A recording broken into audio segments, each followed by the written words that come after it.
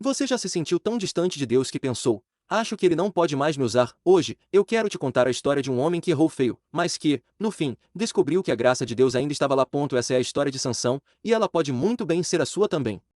Israel vivia subjugado pelos filisteus quando Sansão nasceu. Ele veio ao mundo em Nazaré, escolhido desde o ventre para cumprir um propósito específico em meio ao povo. Recebeu uma força descomunal, necessária para a missão que o aguardava. O livro de Juízes apresenta o relato completo da sua existência. Mais uma vez, os israelitas haviam se desviado, agindo de forma reprovável aos olhos do Senhor. Como consequência, foram entregues nas mãos dos filisteus por 4 décadas. Juízes capítulo 13, versículo 1. Nesse contexto, surge a figura de Manoá, pertencente à tribo de Dan. Sua esposa, porém, era incapaz de ter filhos. Juízes capítulo 13, versículo 2. Até que um dia, o inesperado aconteceu, um mensageiro celestial apareceu a ela e anunciou que ela daria à luz um filho. A notícia era mais do que um consolo pessoal, aquele menino teria um papel crucial na libertação de Israel. Juízes capítulo 13, versículo 3. O anúncio seguia um padrão que se repetia em alguns momentos das Escrituras. Mulheres estéreis agraciadas com a promessa de um filho que mudaria o curso da história.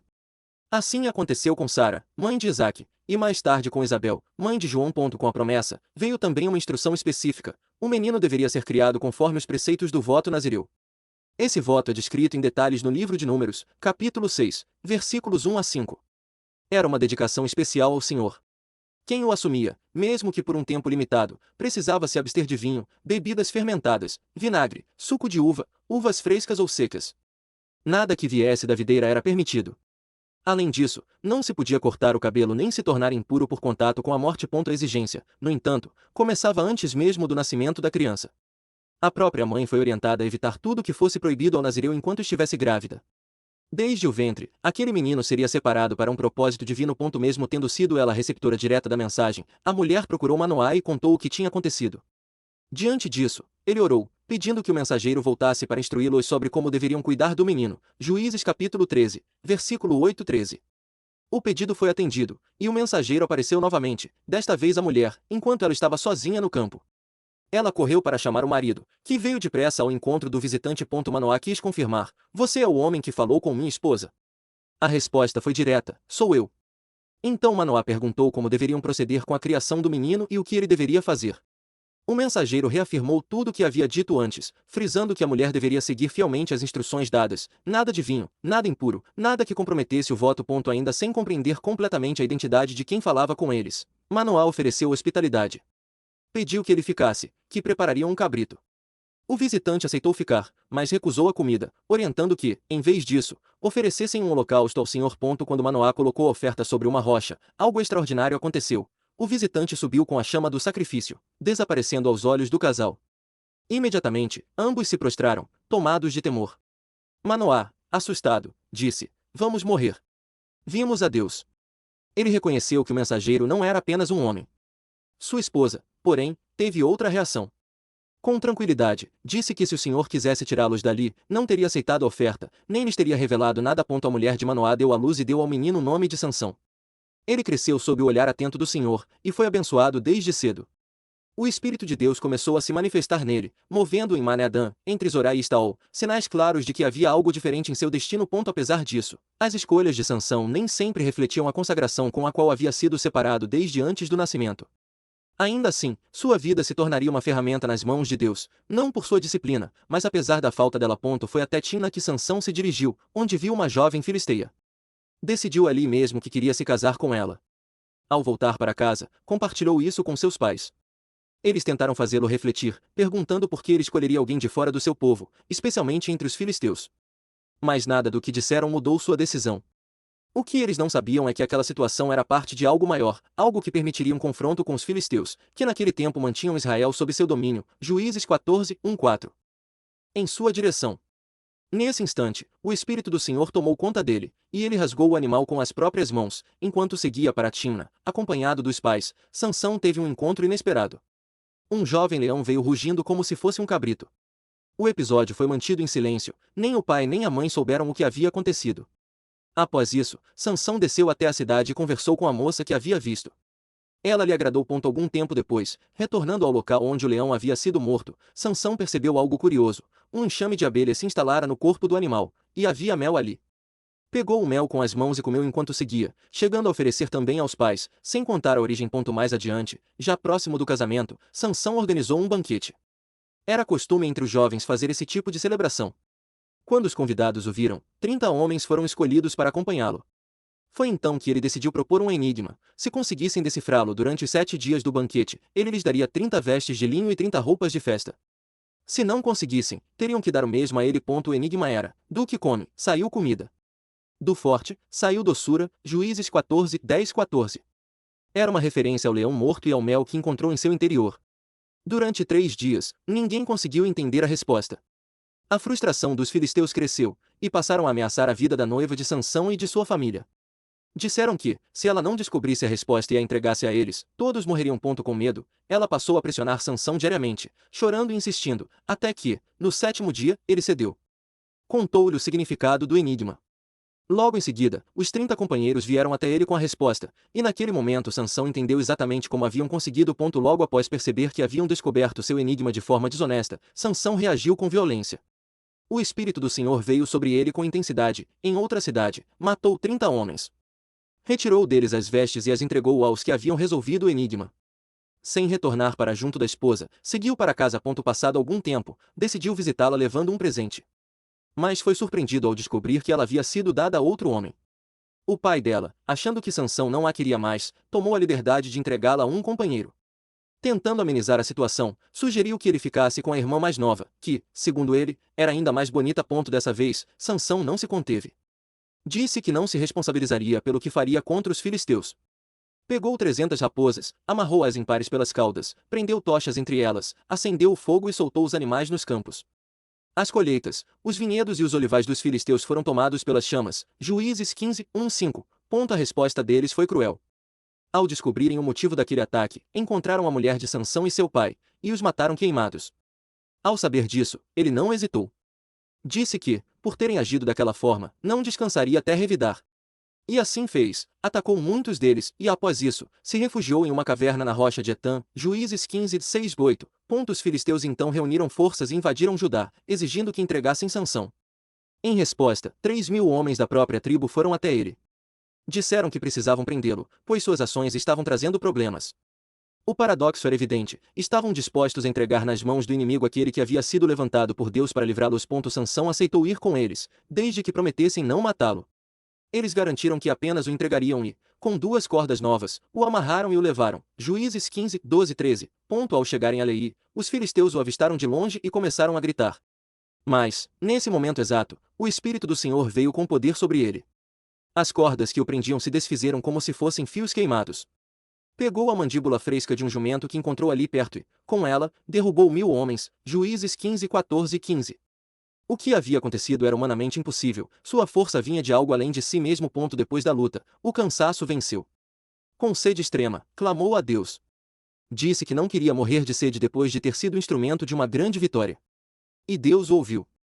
Uma fonte brotou no local, ele bebeu e recobrou as forças. O lugar passou a ser conhecido como Fonte do Clamor, um lembrete da ajuda divina naquele momento crítico. Sansão continuou como juiz de Israel por 20 anos, Juízes 15, 18 e 20. Então Deus abriu um lugar oco em Leí, e dele jorrou água. Quando Sansão bebeu, sua força voltou e ele se reanimou. Por isso, aquele lugar foi chamado em Acoré, que significa fonte do que clama, e até hoje está em Leí. Assim, Sansão liderou Israel por 20 anos, nos dias em que os filisteus ainda oprimiam o povo. Juízes 15, 19 e 20. Sempre que o Espírito do Senhor vinha sobre Sansão, atividades sobrenaturais o acompanhavam. No Antigo Testamento, essa manifestação divina acontecia em momentos específicos, para fins determinados. No entanto, após o sacrifício de Cristo, algo mudou de forma profunda. O Espírito do Senhor passou a habitar dentro de cada crente, permanentemente. Paulo escreve aos Efésios: quando vocês ouviram e creram na palavra da verdade, o evangelho que os salvou, vocês foram selados com o Espírito Santo da promessa. Este é o penhor da nossa herança, até a redenção daqueles que pertencem a Deus, para o louvor da sua glória. Efésios 1, 13 e 14, e também em Romanos: vocês, porém, não estão na carne, mas no Espírito, se de fato o Espírito de Deus habita em vocês. Se alguém não tem o Espírito de Cristo, esse tal não é dele.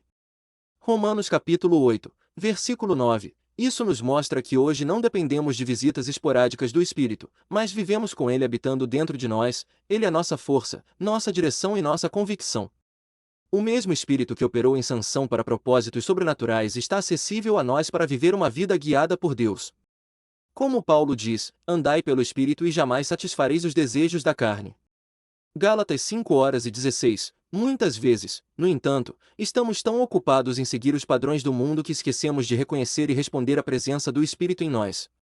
Somos chamados a viver cheios do Espírito, o que significa viver sob seu domínio e direção, não embriagados pelo mundo, mas guiados pelo alto. Efésios capítulo 5, versículo 18. Mesmo após tantos atos poderosos, as escolhas pessoais de Sansão começaram a se tornar cada vez mais preocupantes. Em um momento, ele foi a Gaza e lá se deitou com uma prostituta. Isso não era apenas um comportamento individual, refletia a infidelidade coletiva de Israel, que por anos havia se prostituído com outros deuses, abandonando os caminhos do Senhor. Juízes capítulo 2, versículo 17. Sansão, como líder, espelhava o coração do povo, vivendo em desacordo com a vontade de Deus, mesmo sendo um instrumento dele. Então, surgiu Dalila. Os líderes filisteus, sabendo da fragilidade de Sansão com mulheres, recorreram a ela para seduzi-lo e descobrir o segredo de sua força. Prometeram uma alta recompensa caso conseguisse fazer com que ele confiasse nela e revelasse como poderiam vencê-lo. Juízes capítulo 16, versículo 5. Dalila tentou várias vezes. Em uma delas, Sansão disse: se alguém me amarrar com 7 cordas de arco frescas, ainda não secas, eu me tornarei fraco como qualquer outro homem. Eles trouxeram as cordas, Dalila o amarrou, e havia homens escondidos no quarto. Ela gritou: Sansão! Os filisteus estão sobre você! Mas ele rompeu as cordas com facilidade, como se fossem linhas queimadas. A força dele permanecia intacta. E, mais uma vez, o segredo de sua força não foi revelado. Dalila se queixou: você zombou de mim! Mentiu para mim! E assim, começou uma sequência de manipulações, até que Sansão, já enfraquecido emocionalmente, começaria a ceder. Dalila insistia com Sansão dia após dia, pressionando com palavras e importunando sua alma, até que ele se cansou profundamente. Finalmente, ele lhe contou tudo. Jamais passou navalha pela minha cabeça, disse ele, porque sou nazireu, consagrado a Deus desde o ventre de minha mãe. Se a minha cabeça for raspada, perderei minha força e me tornarei fraco como qualquer outro homem. Juízes capítulo 16, versículo 17. Dalila, ao perceber que ele havia aberto seu coração, chamou os líderes dos filisteus mais uma vez. Enquanto Sansão dormia em seu colo, ela mandou rapar-lhe a cabeça. E naquele momento, o Senhor havia se retirado dele. Sansão se levantou pensando que poderia escapar como das outras vezes, mas não sabia que o Espírito do Senhor já não estava mais com ele. Os filisteus o prenderam, arrancaram seus olhos, e o levaram para Gaza. Acorrentado com grilhões de bronze, ele foi forçado a girar uma mó na prisão, uma sombra do herói que fora. O homem forte se tornará um cativo, guiado por seus inimigos. Um lembrete severo de que quando nos afastamos de Deus, acabamos entregues aos nossos próprios captores, hábitos, pecados ou situações que nos escravizam. Mas Deus ainda não havia terminado com Sansão. Entretanto, o cabelo da sua cabeça começou a crescer de novo depois de rapado. Juízes capítulo 16, versículo 22, essa simples frase carrega um significado profundo. O crescimento do cabelo era mais do que físico, simbolizava o renascimento espiritual, o início de um arrependimento genuíno. Deus, em sua graça, ainda havia propósito na vida de Sansão. No grande templo de Dagom, os filisteus reuniram milhares de pessoas para zombar de Sansão e celebrar sua vitória. Mas naquele lugar de humilhação, Sansão fez a oração mais sincera de sua vida: Senhor soberano, lembra-te de mim. Ó Deus, rogo-te que me fortaleças só mais esta vez. Juízes capítulo 16, versículo 28. Sansão, agora quebrado, cego e humilhado, não buscava mais glória pessoal, apenas desejava cumprir a vontade de Deus, mesmo que fosse em seu último ato. Ele colocou suas mãos sobre as colunas centrais do templo e, com toda a força que o Senhor lhe concedeu, empurrou-as. O templo desabou, matando os líderes filisteus e milhares de espectadores. E assim, ele cumpriu sua missão final. Assim, Sansão matou mais na sua morte do que em toda a sua vida. Juízes capítulo 16, versículo 30. Essa história não termina com glória humana, mas com uma verdade profunda. Deus pode restaurar, redimir e usar até os corações mais quebrados. Sansão não foi um herói perfeito. Mas ele foi um homem que, no fim, reconheceu sua dependência total de Deus. Sua história ecoa uma mensagem essencial para todos nós: não importa o quão longe possamos ter ido, nem quantos erros tenhamos cometido, o Senhor continua sendo o Deus da segunda chance. Ele ouve o clamor dos arrependidos. Ele restaura. Ele transforma a fraqueza em força. Que possamos aprender com Sansão, não apenas sobre o perigo de viver longe da vontade de Deus, mas sobre a maravilhosa graça que ainda nos alcança quando clamamos por Ele. Senhor, és suficiente, o Senhor é o Salvador da minha vida. Até o fim. Se essa mensagem falou com você, deixa seu like e compartilha com alguém que precisa lembrar que Deus ainda restaura. E se você quiser que eu ore por você, comenta aqui embaixo, ore por mim. Não se esquece de se inscrever para mais reflexões como essa. E lembra, a sua força não está no que você faz, mas em quem está com você. Até o próximo vídeo.